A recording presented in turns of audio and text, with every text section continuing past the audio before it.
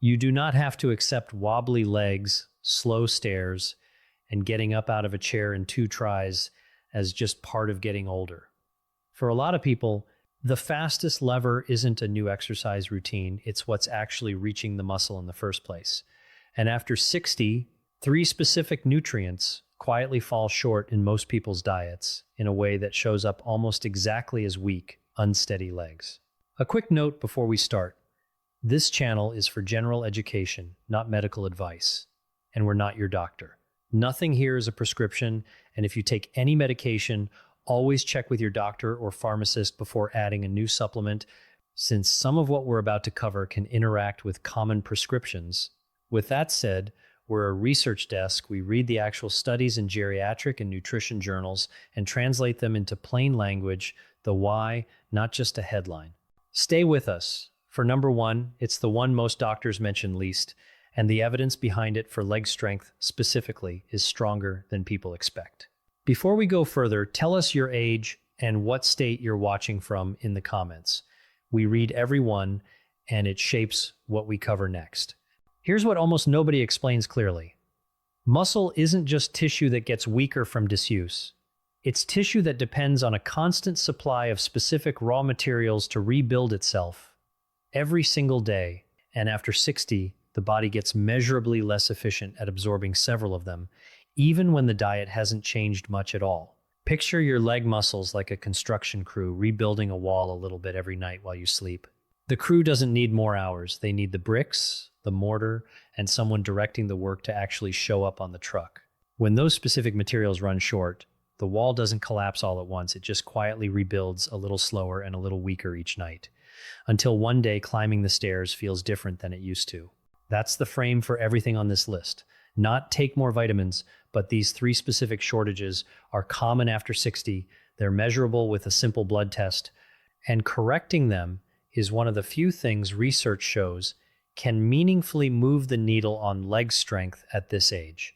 Number 3 is vitamin D, and if you've heard of any vitamin connected to bones and muscle, it's probably this one, but the mechanism for leg strength specifically is less well known than the bone connection. Here's what's happening.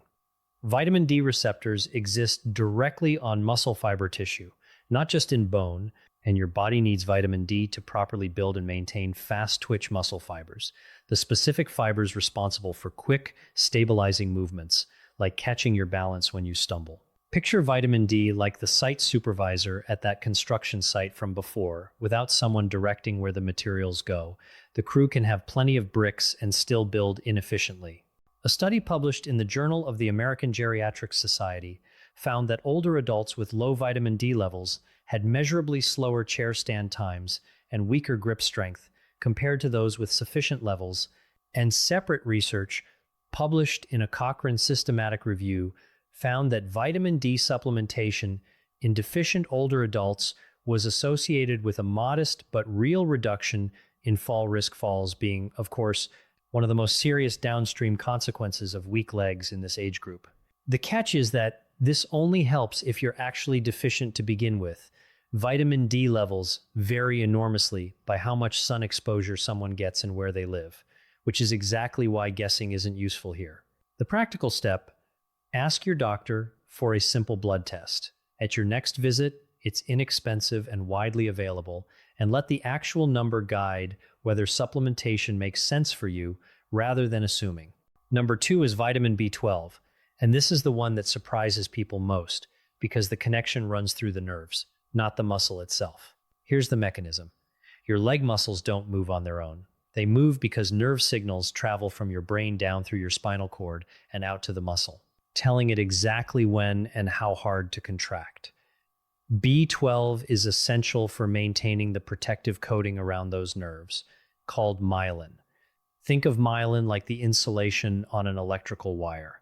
Insulation that's worn thin doesn't stop the signal completely, but it makes it weaker and slower to arrive, and over years that shows up as exactly the kind of unsteady, less responsive legs a lot of seniors describe as just not trusting my legs the way I used to. Here's the piece that makes this one urgent to check specifically after 60. Stomach acid is what allows your body to absorb B12 from food in the first place, and stomach acid production naturally declines with age separately.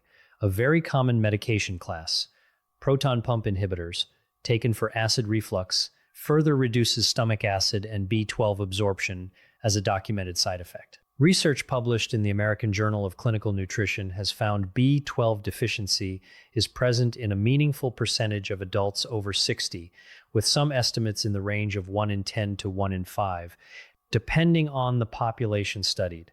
And that deficiency is specifically associated with impaired balance and gait speed in observational studies. If this is happening to you, you are not imagining it, and it is absolutely worth a conversation with your doctor, because a simple blood test can confirm it, and correction is usually straightforward. But never stop or change a reflux medication on your own without talking to your doctor first, since there's often a safer alternative to weigh, not just a one-sided trade-off. If this is helping so far, type the number 3 inches the comments. It helps this reach more seniors who are dealing with exactly this. And here is number 1, the one we teased at the start, magnesium. And it's the one most doctors mention least, even though the leg-specific research on it is genuinely strong. Here's the mechanism. Magnesium is directly involved in how muscle fibers contract, and then just as importantly, relax again afterward. Think of a muscle contraction, like a fist closing and opening. Calcium tells the fist to close, and magnesium is what tells it to open back up. Without enough magnesium, that open back up signal gets weaker, which is a major reason behind the nighttime leg cramps and the restless. Achy legs, so many seniors deal with it, isn't just poor circulation. It's often a mineral shortage showing up as exactly that symptom. Government nutrition survey data from the CDC's National Health and Nutrition Examination Survey has repeatedly found that a majority of American adults over 60 fall short of recommended daily magnesium intake, and a study published in the journal Nutrients found that magnesium supplementation in older adults with low baseline levels was associated with measurable improvements in physical performance measures, including walking speed and chair stand time, compared to a placebo group. The reason this one flies under the radar is that magnesium deficiency rarely shows up clearly on a standard blood test. Most of the body's magnesium is stored in bone and muscle tissue, not floating in the bloodstream where a basic panel would catch it, which is exactly why so many doctors don't think to flag it unless a patient specifically brings up nighttime cramping or persistent leg fatigue. That's the conversation worth having directly, describing the symptom, not just asking for a vitamin check. Consider a man in his early 70s, call him Robert, who'd started using a cane not because of any diagnosed condition, but because his legs simply felt less trustworthy than they used to, a little wobbly getting up from the couch, a little slower on the stairs. At a routine visit, when he mentioned nighttime leg cramps almost as an afterthought, his doctor ran a full panel that included B12 and vitamin D, alongside a conversation about his magnesium intake given his symptoms.